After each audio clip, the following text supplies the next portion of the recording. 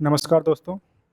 एक महत्वपूर्ण सूचना जो कि आर-ओ-यार-ओ के संबंध में है और आज दिनांक 30 सितंबर को आई है और हमें लगता है कि आप लोगों के लिए बहुत ही इम्पोर्टेंट होगी। जैसा कि आप सभी स्क्रीन पे यहाँ देख पा रहे होंगे कि अब जो आर-ओ का पेपर होगा उसमें थोड़ा-सा बदलाव किया गया है। विगत कई वर्षों में जब आप लोग आर-ओ का पेपर दे रहे थे, तो उस समय आपने देखा होगा कि हिंदी का पेपर अलग आता था और जीएस का पेपर अलग आता था।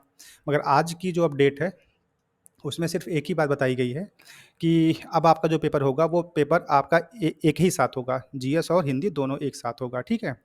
इसके बारे में देखिए यहाँ पे एक सूचना निकली है जो कि आपका आज दिनांक 30 सितंबर 2024 की है और इसमें आयोग जो है शुद्धि पत्र के नाम से इस सूचना को जारी किया है, जिसके अंतर्गत आयोग ये बता रहा है कि अब जो आपका प्रश्न पत्र होगा, उसका जो नाम होगा, वो होगा सामान्य अध्ययन एवं हिंदी प्रश्न पत्र और ये दोनों पेपर एक साथ होंगे, ठीक है? और इसका जो प्रकार है वो आपका रहेगा वस्तुनिष्ठ प्रकार मतलब बहुविकल्पीय प्रश्न इसमें आएँगे, है ना? और जो प्रश्न पत्रों की संख्या है वो सिर्फ़ और सिर्फ़ 1 होगी। अभी तक क्या होता था जो जो आपका जीएस का पेपर होता था वो होता था आपका सुबह में और जो आपका हिंदी का पेपर होता था वो होता था शाम को, है ना?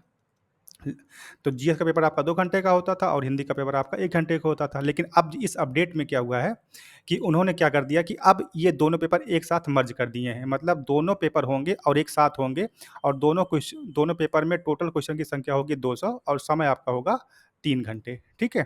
तो इसी को जो है अपडेट आपको देनी थी। तो यहाँ पे आप देख सकते हैं कि प्रश्नों की जो संख्या होगी वो आपकी 200 होगी, जिसमें जो आपके जीएस के प्रश्न आएँगे वो आएँगे 140 और जो आपके सामान्य हिंदी के प्रश्न होंगे वो होंगे 60 प्रश्न, ठीक है? तो 140 और 60 200 सवाल आपके टोटल, ठीक? और जो आपका समय होगा, वो होगा आपका 3 घंटे। ये आपकी बात रही प्रारंभिक परीक्षा की और इसकी जो अभी तक की जो अपडेट है इसके एग्ज़ाम की, वो आपकी है 22 दिसंबर, ठीक है?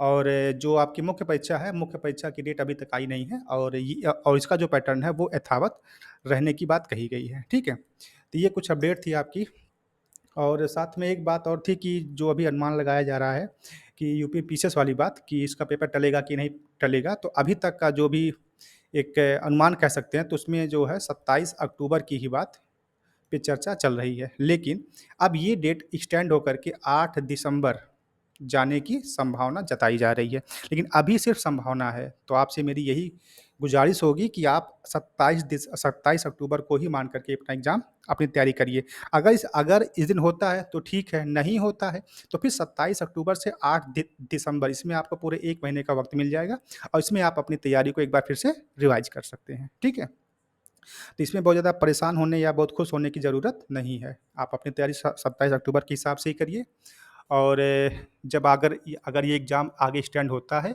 तो बहुत ज़्यादा होगा तो 1 महीने का ही टाइम मिलेगा और उस 1 महीने में आप अपनी तैयारी को फिर से रिवाइज़ कर लीजिएगा, ठीक है?